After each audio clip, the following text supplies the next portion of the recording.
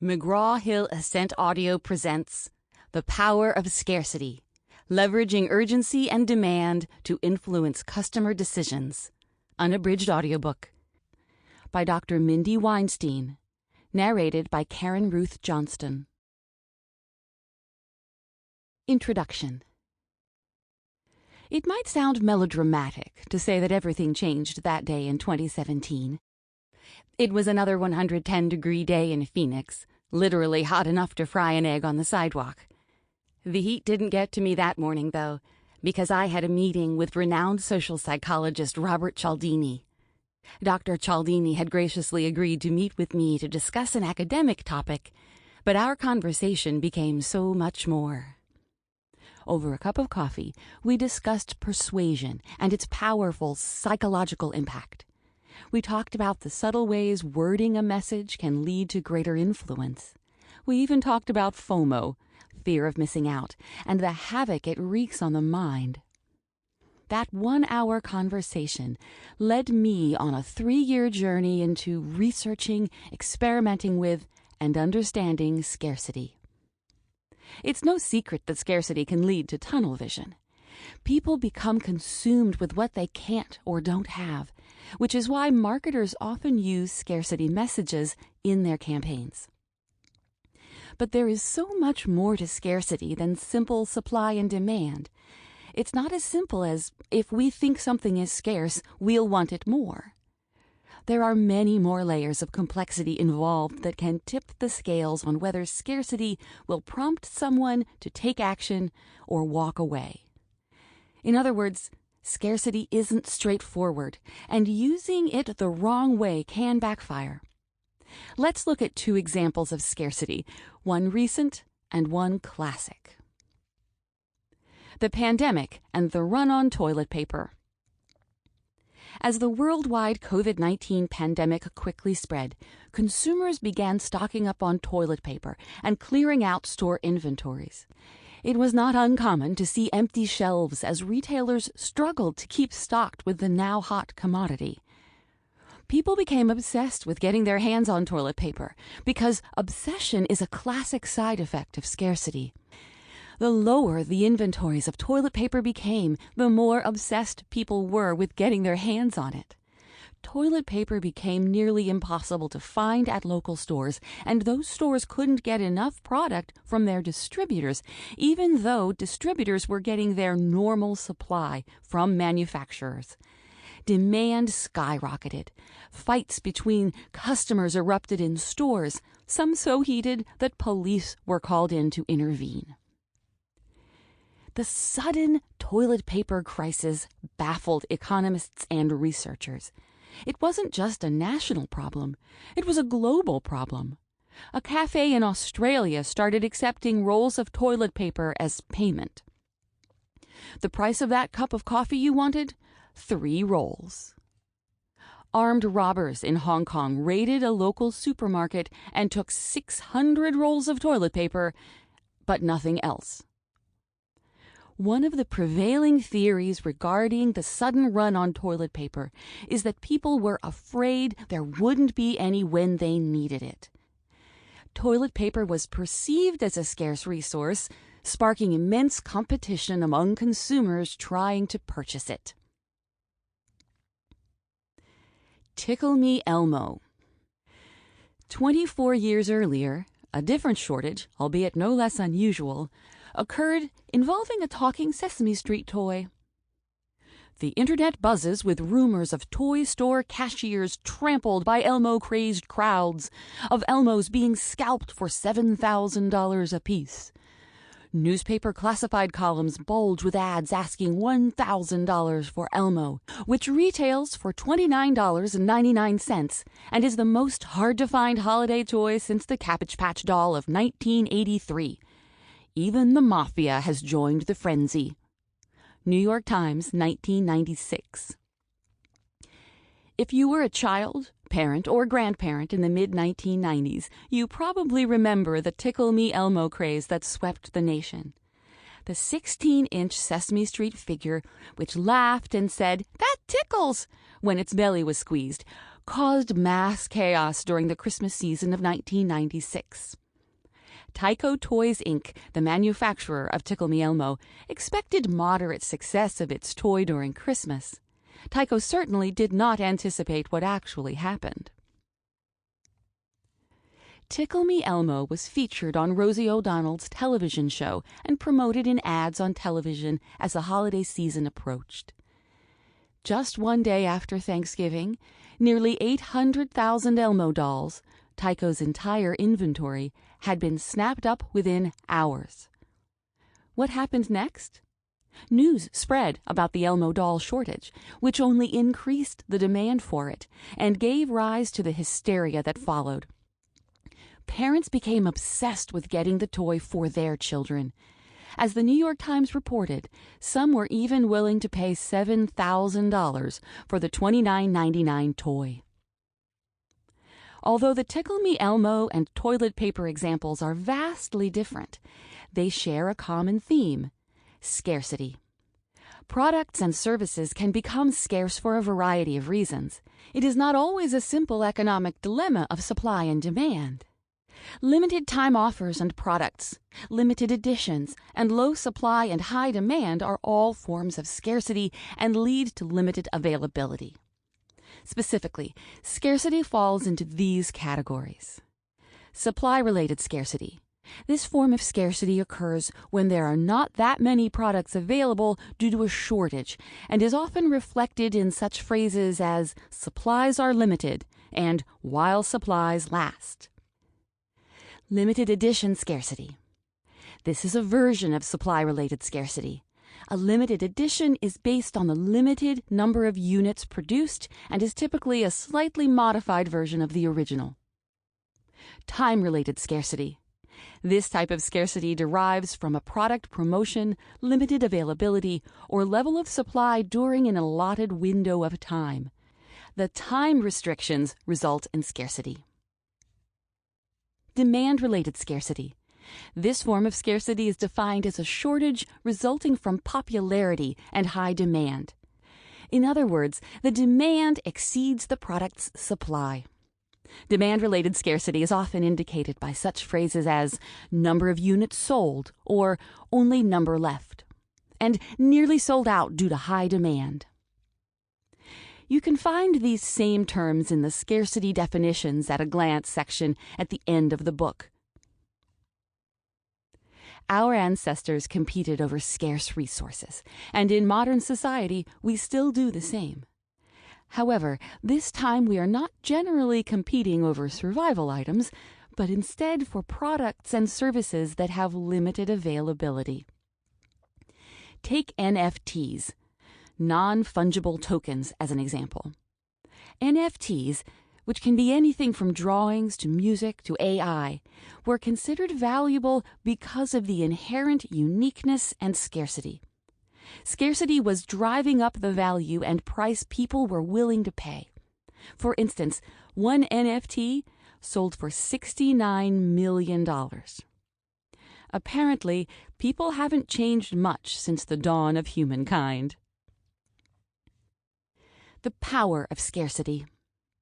Scarcity is a rarely discussed but incredibly powerful principle. When applied correctly, it can boost sales, win negotiations, ignite action, develop community, build customer loyalty, and create fun and excitement. Scarcity has been identified as one of several principles of influence. And out of all the influence principles, scarcity is one of the most powerful because it invokes primal instincts that are key to survival.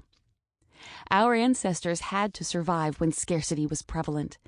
While we might not need to hunt and gather scarce resources like our ancestors did, that instinct hasn't gone away. We still experience the feeling of loss and regret if we don't get our hands on a scarce product or service. The urgency to take action becomes overwhelming.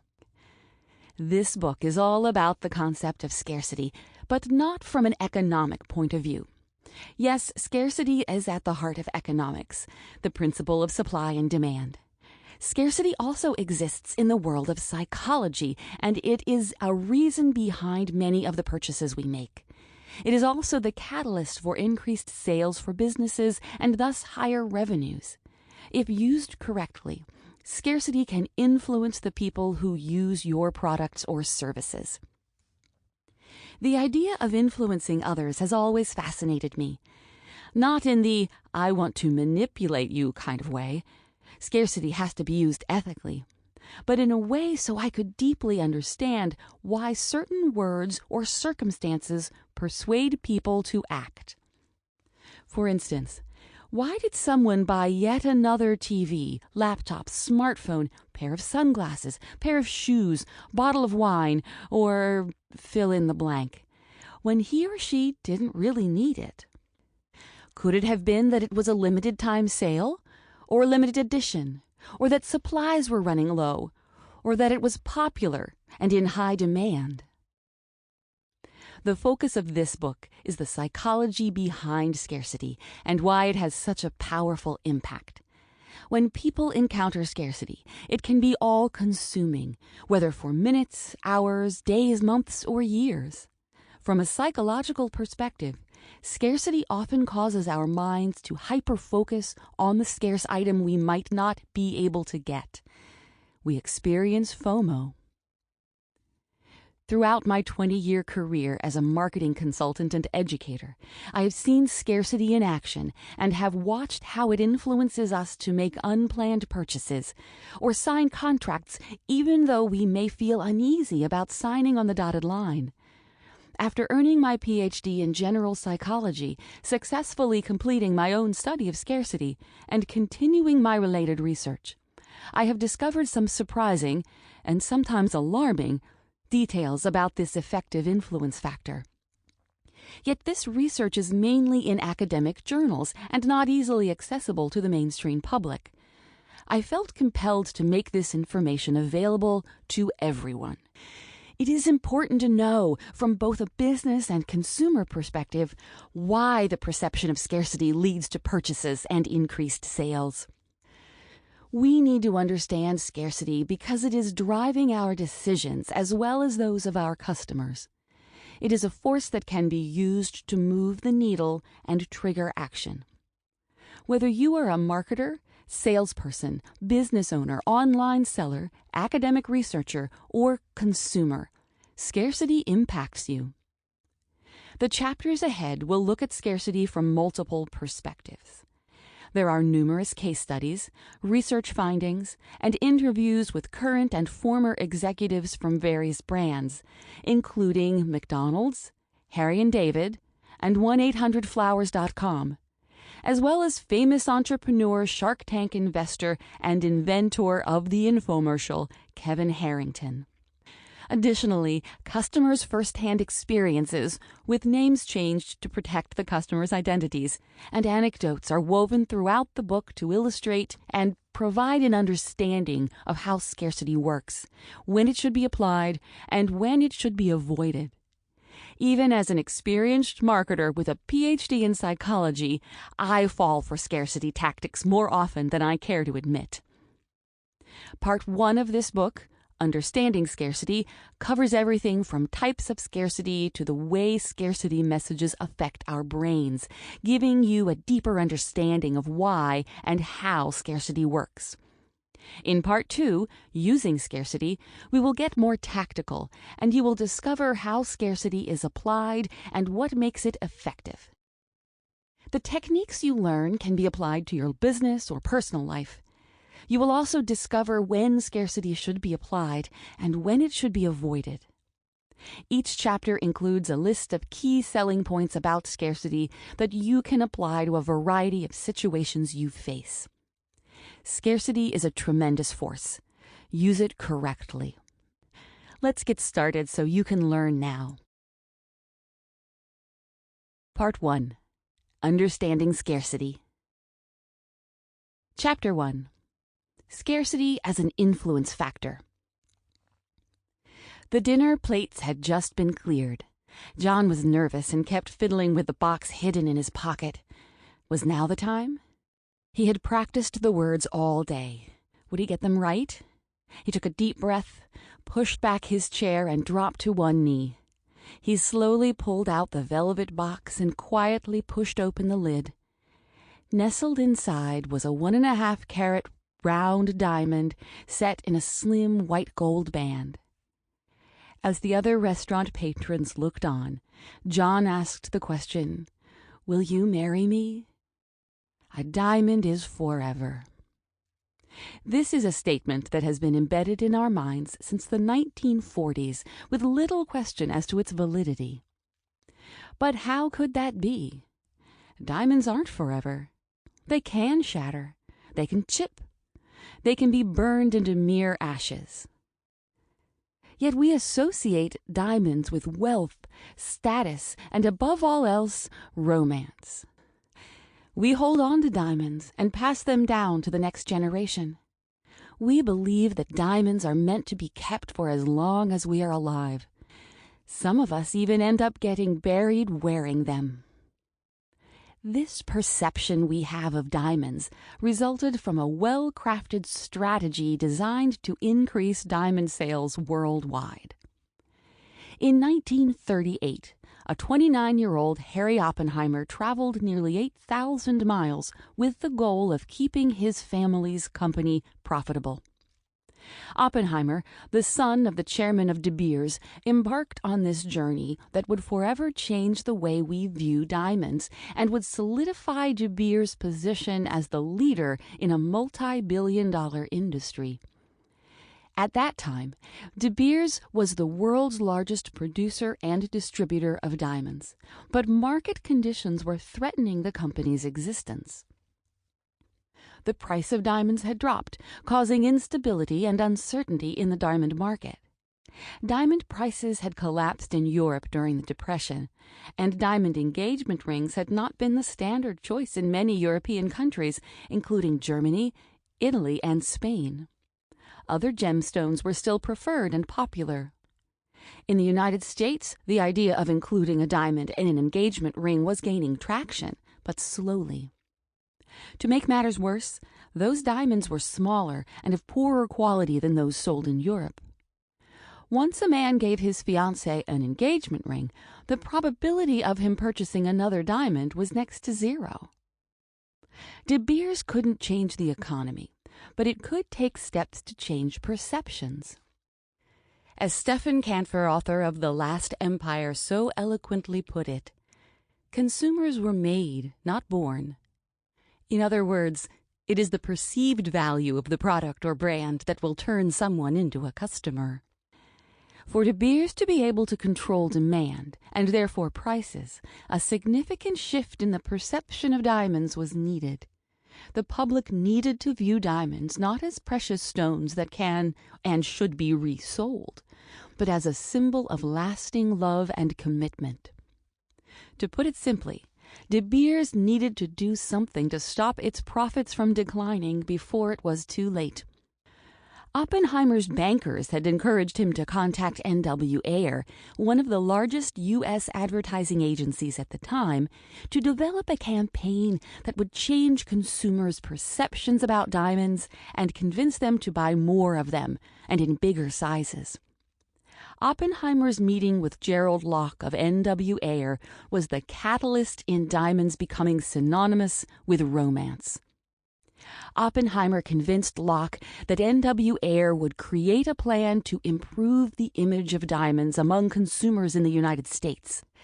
Assuring Locke that De Beers had not contacted any other agencies and would underwrite the research involved, N.W. Ayer signed on.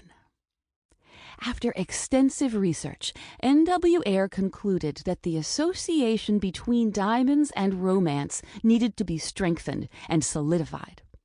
At that time, young men purchased over 90% of all engagement rings.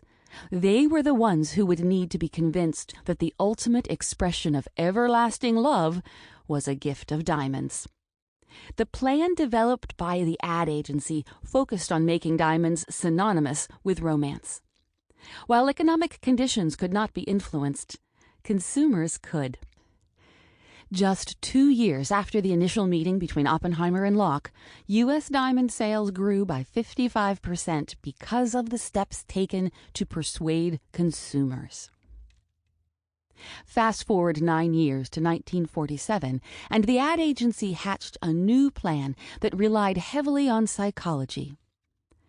The strategy was to enforce the tradition of the diamond engagement ring and to position it as a psychological necessity. The target audience was the 70 million people ages 15 and over who could be potentially swayed in their view of diamonds.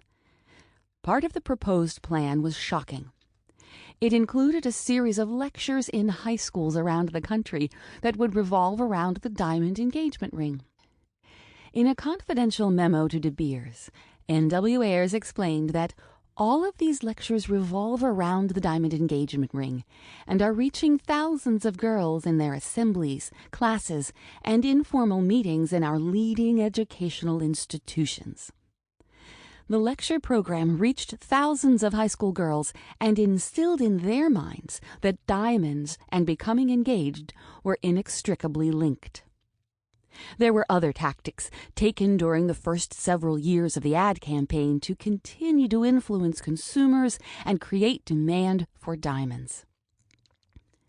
A year later, in 1948, a copywriter of N.W. Ayer came up with the timeless motto, "A diamond is forever," which some consider the greatest advertising slogan of the 20th century. Subliminally, the message was to keep the diamonds you received and never resell them. De Beers couldn't risk a surplus of diamonds flooding the market if it were to keep diamond prices steady. The perception of scarcity would also be shattered. When the movie Gentlemen Prefer Blondes was released in 1953, the message, already loud and clear, was amplified when Marilyn Monroe and Jane Russell sang "Diamonds Are a Girl's Best Friend." The demand for diamonds grew. What does this story have to do with scarcity? Everything. Limited supply and popular demand are both reasons why scarcity exists. If there is a limited supply of something, meaning there just aren't that many available, scarcity occurs. If there is popular demand that leads to a product running low in stock, scarcity occurs. In this story about De Beers, the company used both of these scarcity approaches. De Beers limited the supply of diamonds through its South Africa-based cartel that gave the company control over all aspects of the diamond trade. By instilling in consumers that diamonds are forever, De Beers subliminally suggested that diamonds should not be resold. Then, with the help of N.W. Ayer, De Beers also increased the demand for diamonds. This put De Beers in a position where it could control diamond prices through artificial scarcity. When something is scarce, it is viewed as valuable. Diamonds were thought to be scarce, resulting in an increase in their value. Scarcity is, of course, not limited to diamonds, as it reaches across many product lines and industries. It also causes us to do things that we otherwise wouldn't. Take the next story as an example. Scarcity starts at a young age. My friend Trevor is not a morning person, and yet there he stood on a chilly Saturday morning, waiting in line outside a major retail toy chain with his 8-year-old son. With a steaming cup of coffee in hand, Trevor looked around at the people in the crowd, all of whom were bundled up in jackets and blankets. There was a mixture of weary parents, excited kids with huge smiles, and young adults sipping energy drinks. Trevor wondered why he was willing to get up so early to stand outside in a long line in the cold. Then he looked down at his own smiling child and remembered. His son wanted the hard-to-find Nintendo Switch. His son had heard that this particular retail location was getting a new shipment that day and begged his father to buy him one. It was 2017, and the consoles sold out within minutes of being restocked. Trevor was skeptical and thought the scarcity of the console was an intentional marketing tactic. But his son had convinced him it was worth waiting in line for the chance to get one. In reality, the Nintendo Switch shortage was due to popular demand. And in Japan, production could not keep pace with the market's need for the Switch. To compound the shortage, scarcity only made people want the Switch even more. Devoted Nintendo fans spent months trying to get their hands on one. Amazon sellers were charging a premium for the consoles. Walmart, Target, and GameStop all struggled to meet demand both in stores and online. While Diamonds and Nintendo Switches are two completely different products with different target audiences, they do share a common thread: scarcity. One might have been driven by artificial scarcity, while the other by popular demand. Either way, what we know about scarcity is that it can influence people, whether it was created intentionally or not. Even at a young age, scarcity can influence us. One study explored this phenomenon by conducting a scarcity experiment with children. 32 children, all of whom were 6 years old, were asked to choose between scarce and non-scarce items. Whether the item was scarce wasn't known to the child until the moment he or she had to make a selection. The children were given the option to select from a pile with many items identically wrapped, or a separate single item also wrapped. When offered the choice to select an item between the two, the majority of 6-year-olds preferred the single or scarce item.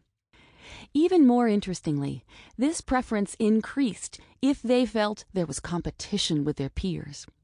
In this case, the participants could choose before the two competitors made their choices. These children made sure they received the single, scarce item by choosing before their competitors had the chance.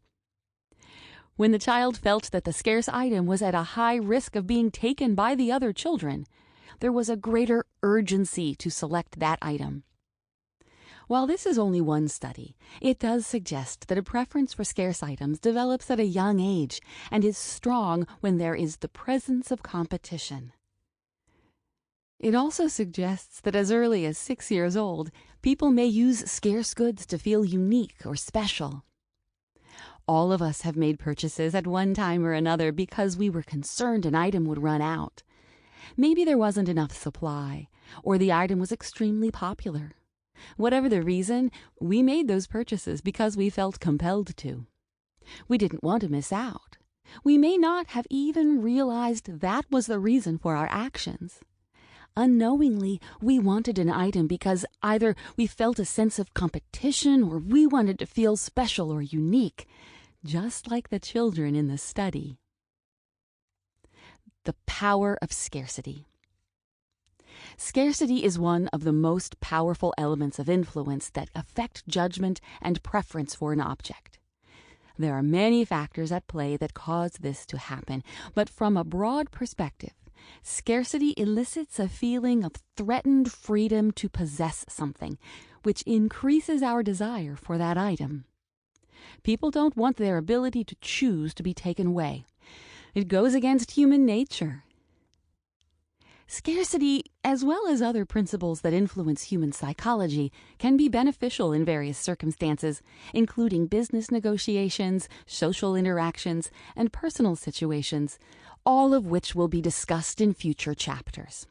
Of course, when used correctly and ethically in marketing messaging, scarcity can be highly effective. When a scarcity message, such as "nearly sold out," is added to an advertisement, and it is a truthful statement, it can motivate our purchasing decisions. In other words, it encourages us to act, whether that includes making a tangible purchase, donating to a cause, getting a vaccine, or purchasing services. Throughout human history, we have competed for survival, meaning we have fought to obtain the resources essential for our continued well-being. Our ancestors continuously went through periods of famine and abundance and had to cope with resource scarcity. According to evolutionary biology and economics, competition always involves scarce resources. The effect that scarcity has now is caused by a combination of deep-rooted instincts and modern challenges. When we encounter scarcity, our nervous systems become activated, and we move into a state of hoarding and greed. Sample complete. Ready to continue?